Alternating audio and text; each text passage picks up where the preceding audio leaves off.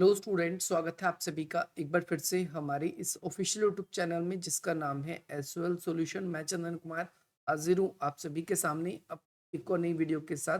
तो गाइस, आज की इस नई वीडियो में हम बात करेंगे उन सभी स्टूडेंट्स के लिए जो एमपीएस कोर्स के स्टूडेंट्स हैं, मास्टर ऑफ पॉलिटिकल साइंस के स्टूडेंट्स हैं, और उन सभी के पास में सेकेंड ईयर में MED 002 का सब्जेक्ट है। और सब्जेक्ट की डिटेल नेम की बात करें तो सतत विकास के मुद्दे और चुनौतियां वो पढ़ रहे हैं, sustainable development issues and challenge का सब्जेक्ट पढ़ रहे हैं। तो आज की नई वीडियो उन सभी स्टूडेंट्स के लिए इम्पॉर्टेंट है और इसके अंदर हमने ऑल इम्पॉर्टेंट क्वेश्चंस को इंक्लूड किया है। भाई, ये इकलौती वीडियो आएगी जिसमें टॉप क्वेश्चंस भी हैं और ऑल इम्पॉर्टेंट क्वेश्चंस भी हैं, क्योंकि बहुत सारे बच्चे टॉप 10 क्वेश्चंस का वेट करते हैं, तो वो इसमें ही हमने इंक्लूड कर दिया है, आप उसका वेट ना करें। पहला क्वेश्चन आपकी स्क्रीन पर आ चुका है। देखो, चैप्टर का नाम और पहला अगर आप देखोगे तो इस बुक का नाम, ये दोनों के दोनों बेसिकली क्या है, सतत पोषणीय विकास या सतत विकास क्या है। तो आपका क्वेश्चन इसी पे बनेगा, सतत विकास क्या है, व्हाट इज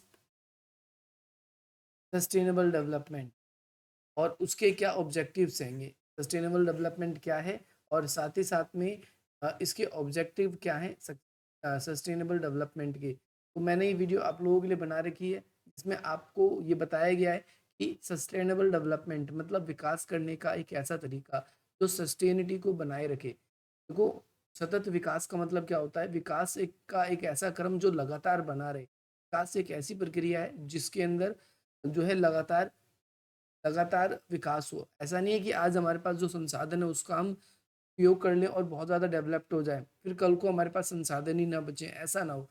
हमें संसाधनों का कुछ इस प्रकार से उपयोग करना है ताकि हमारी आने वाली जो पीढ़ी है वो भी इसका उपयोग कर सके। तो इसके उद्देश्य क्या है, उद्देश्य की बात करेंगे तो उद्देश्य में आप ये लिख सकते हो कि संसाधनों का संरक्षण हो। और दूसरा उद्देश्य हम बात करें तो संसाधन जो है वो दीर्घगामी उपयोग के लिए हो सकता है, दूसरा उपयोग। और तीसरा अगर हम बात करें तो न्यायपूर्ण वितरण हो सके, आने वाले लोग भी उसका जब अच्छी तरीके से उपयोग कर पाएंगे। अगला क्वेश्चन आप सभी की स्क्रीन पर आ चुका है जो कि क्वेश्चन नंबर सेकंड है। वैश्विक पर्यावरण समस्याओं का वर्णन करें। तो वैश्विक पर्यावरण समस्याएं कौन कौन सी है, ऐसी समस्याएं जिससे कोई एक देश नहीं बल्कि पूरा का पूरा विश्व के अधिकतर देश जिनसे जूझ रहे हैं। जैसे जलवायु परिवर्तन हो गया आपका, जलवायु परिवर्तन, वानिकी, और साथ ही साथ में जलवायु परिवर्तन, वानिकी, जैव विविधता, ग्लोबल वार्मिंग, ये सारी की सारी समस्याएं ऐसी हैं जो वैश्विक समस्या और सतत विकास से कैसे संबंधित है। तो अगर आप देखोगे तो अधिकतर संसाधनों का दोहन किया जा रहा है जिससे संसाधन खत्म होते जा रहे हैं। वनों की कटाई हो रही है तो जैव विविधता को नुकसान पहुंच रहा है। वनों की कटाई से भाई जो है जलवायु, हमारा बैलेंस जो था वो बिल्कुल रहा नहीं है, ग्रीनरी खत्म हो रही है, जलवायु परिवर्तन हो रहा है, ग्रीन ग्लोबल वार्मिंग बढ़ रहा है। ग्लोबल वार्मिंग के बढ़ने में जो ग्रीन हाउस गैस का उत्सर्जन है वो भी काफ़ी ज़्यादा होता जा रहा है, तो इसकी वजह से भी हो रहा है। तो ये भी आपको याद रखना है। अगला क्वेश्चन है आप सभी के लिए, क्वेश्चन नंबर थर्ड है।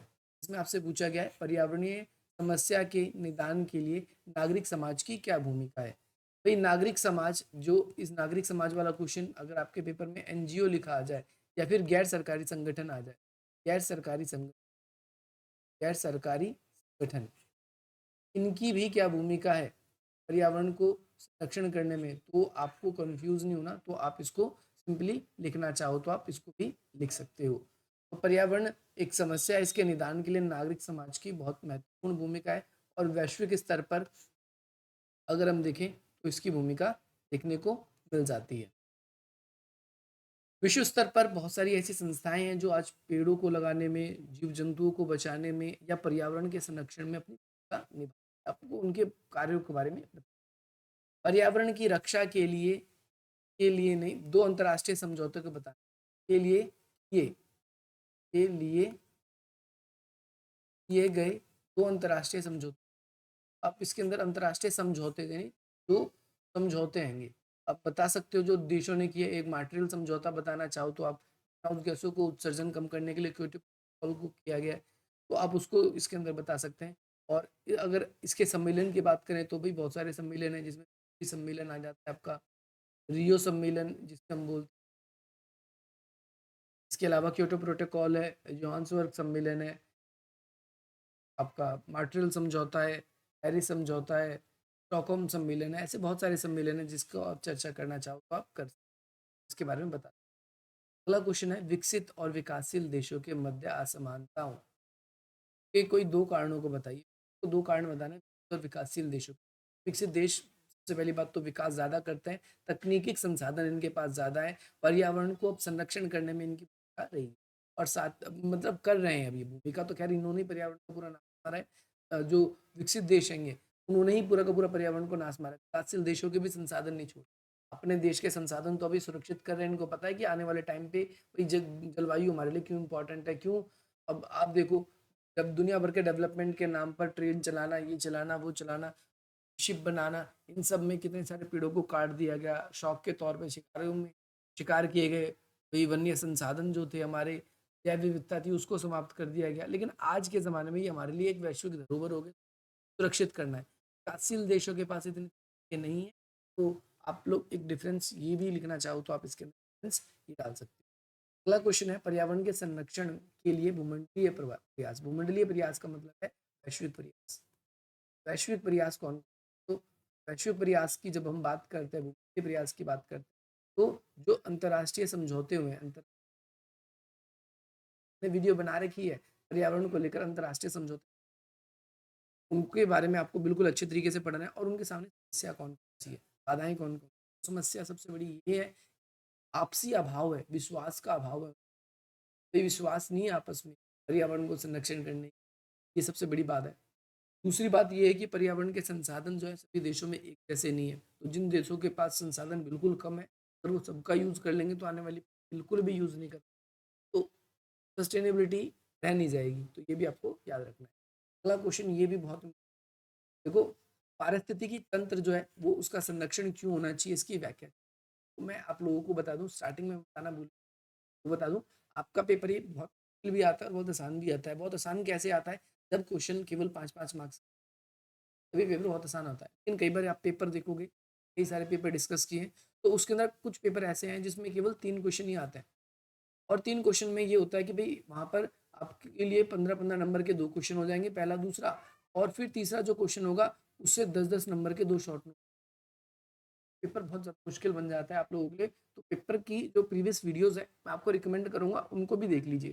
पारिस्थितिकी क्या होता है, इकोसिस्टम क्या होता है, भाई देखो इकोसिस्टम के अंदर जो है सतत पोषणीय विकास को बनाए रखने में बहुत इंपॉर्टेंट भूमिका निभाती है। एक जो खाद्य जाल है, एक इकोसिस्टम जो है उसमें बहुत भूमिका निभाता है, जिसमें प्रकृति, मनुष्य और जो हमारा पर्यावरण है उनके बीच में एक संतुलन बना रहता है। तो इस पे वीडियो मैंने बना रखी है, अगर आप लोगों ने देखी है तो आप उस वीडियो को देखिए। अगला क्वेश्चन देखिए, उत्तर दक्षिण विभाजन को कम करने के लिए पहल की गई है, यानी अंतर्राष्ट्रीय स्तर पर। जैसे अब देखोगे क्योटो प्रोटोकॉल है, क्योटो प्रोटोकॉल, क्योटो प्रोटोकॉल। तो इस क्योटो प्रोटोकॉल में क्या है, विकसित और विकासशील देशों के लिए अलग अलग बाधाएं की गई, अलग अलग प्रोटोकॉल किए गए। विकसित देशों पर ग्रीन हाउस गैसों के उत्सर्जन के लिए ज्यादा रोक लगाने की बात की गई, और विकासशील देशों पर पर्यावरण संरक्षण के लिए मतलब जो ग्रीन हाउस गैसों का उत्सर्जन है उसके लिए थोड़ी सी रियायत दी गई है, भारत, चीन या और विकासशील देश है उन लोग। तो इस तरीके से हम ये कह सकते हैं कि उत्तर और दक्षिण विभाजन, उत्तर और दक्षिण विभाजन का मतलब दक्षिण से है यहाँ पर विकासशील देश, दक्षिण से मतलब यहाँ पर विकासशील देशों से है, और उत्तर का मतलब यहाँ पर विकसित देश रखना है। विकसित और विकासशील वाला जो क्वेश्चन था बस थोड़ा सा मूड गया है, तो वो भी। नेक्स्ट क्वेश्चन है, जो हमारी आने वाली पीढ़ी है, देखो एक तो अंतरा पीढ़ी है आने वाली, और एक जो बीती हुई हमारी पीढ़ी है, उनके बीच समन्वय स्थापित करना जरूरी है। और सतत विकास इसमें कैसे महत्व, आपको पता है सतत विकास, आने वाले जो लोग हैं उनके लिए भी हमें क्या करना है, संसाधनों को छोड़ना है। अगर हमने आने वाले लोगों के लिए संसाधनों को, तो क्या होगा कि भाई वो इन संसाधनों का यूज नहीं कर पाएंगे, और ये कहीं ना कहीं हमने उनके साथ अन्याय कर दिया, तो और साथ ही साथ असमानता का व्यवहार होगा। तो इसीलिए हमें उनके ये DFID द्वारा सतत जीविका की परिभाषा, यानी सतत जीविका की क्या परिभाषा दी गई है, इसके 5 प्रकार है, आपको उन है ना करना है, इंपॉर्टेंट क्वेश्चन है, करना है। अगला, जो सतत विकास है हमारा, उसमें सहकारी संस्थाएं भूमिका बता। सहकारी संस्थाएं एक होती है सामूहिक संस्था, एक होती है आपकी सहकारी संस्था। सहकारी संस्था इस जगह पर आप ये कह सकते हो कि वह संस्थाएं जो सरकार द्वारा स्थापित की गई है, और उनमें क्या भूमिका है। सामूहिक संस्थाएं वो होती है जो आप अपनी इच्छा से बना लेते, वो सामूहिक हो जाएगी हमारी। सहकारी जो सरकार द्वारा हमें सतत विकास को संरक्षण करने में क्या भूमिका निभाई जा रही है। ये दोनों क्वेश्चन मेरे को लग रहे हैं शॉर्ट नोट पे आ सकते हैं। शॉर्ट नोट पे तो उसके लिए वैसे क्वेश्चन भी शॉर्ट नोट की था। सतत जीवन शैली क्या है, इसके बारे में आपको बताना है। अगला, जैव ग्राम और पारिस्थितिकी ग्राम क्या है, ये भी शॉर्ट नोट सकता है, तो करना है।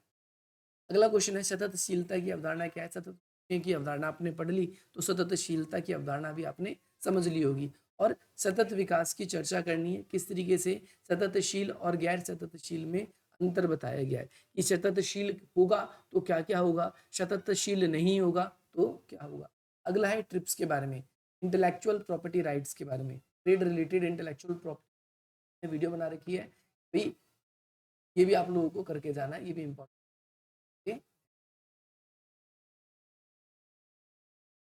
लैंगिक विषमता, ये शॉर्ट नोट के लिए, इससे पिछला क्वेश्चन भी शॉर्ट नोट के लिए था।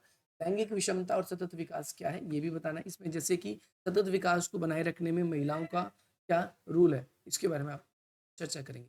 नेक्स्ट क्वेश्चन है सतत विकास के लिए कौन सी मुख्य चुनौती।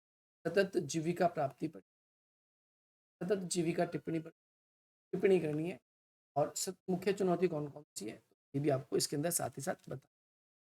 पारंपरिक ज्ञान क्या है। पारंपरिक ज्ञान का मतलब एक ऐसे ज्ञान जो हम सदियों से यूज करते हैं पर्यावरण को संरक्षित करने में, और जो आजकल के जो हमारे तरीके हैं उनमें दोनों में क्या डिफरेंस है, आपको इस वाले क्वेश्चन के अंदर बताना है। पर्यावरण पर भूमंडलीकरण का क्या प्रभाव है। दुनिया भर की कंपनी इसमें आ रही है, हमारी कर रही है, जीवों का शिकार हो रहा है, बेचा जा रहा है, या और अलग अलग तरह की घटनाएं घट रही हैं। तो पर्यावरण पर विदेशी कंपनियों के आने से क्या प्रभाव पड़ा है। तो मैंने एक वीडियो बना रखी है कृषि पर जो है पर्यावरण भूमंडलीकरण के क्या प्रभाव पड़े हैं। जैसे भूमंडलीकरण पर पर्यावरण के बहुत सारे प्रभाव पड़े हैं, बहुत सारी कंपनी आई है तो ग्रीन हाउस गैसों का उत्सर्जन हो रहा है और बहुत सारी चीज़ें हैं, तो वो सारे के सारे कॉन्सेप्ट भी आपको। अगला क्वेश्चन है आप सभी के लिए, दक्षिण एशिया तो सार्क है भाई, इसने पर्यावरण को संरक्षण करने में क्या भूमिका निभाई है, आपको याद लॉन्ग क्वेश्चन दोनों में आ रहा है, तो भारत और उसके सहयोगी देशों। अगला क्वेश्चन है भाई, पर्यावरण को संरक्षण करने में न्यायपालिका की क्या भूमिका, भारत की क्या भूमिका, तो बताने आपको। अगला क्वेश्चन ये है भाई, आपके निर्णय में पर्यावरण संरक्षण का सतत विकास के लिए भूमंडलीकरण के प्रभाव बताने भाई, पर्यावरण के पर आपके विचार, इसमें बस शब्द जोड़ दिया गया, बाकी सेम ही बात। सतत विकास के अध्ययन के लिए बहुआयामी उपायों को सतत विकास जो है इसको हमें एक दृष्टि से नहीं देखना चाहिए, और ये किसी केवल एक क्षेत्र के लिए विकास के लिए नहीं। ऐसा नहीं सतत विकास का मतलब केवल हम इसके अंदर ये देख रहे हैं भाई हमारी जो आने वाली पीढ़ी है संसाधन, इसका आयाम एक ये है कि भाई पर्यावरण का वर्तमान समय में भी वर्तमान समय में जैव विविधता को ध्यान में रखा जो है, नए नए एनर्जी के सोर्सेस को तलाशने की कोशिश की जाएगी, ये भी आपको याद। अच्छा, एक आपको ये भी याद रखना है, एक दो क्वेश्चन और भी हैं। जैसे आपके पेपर में नवीकरण संसाधन कौन से होते हैं जिनको द्वारा पुनः उपयोग कर सकते हैं, नवीकरणीय संसाधन कौन से होते हैं, आपको करके जाना है। लाइक कर सकते हैं, और फर्दर के लिए आप इस अपनी अगली वीडियो में जय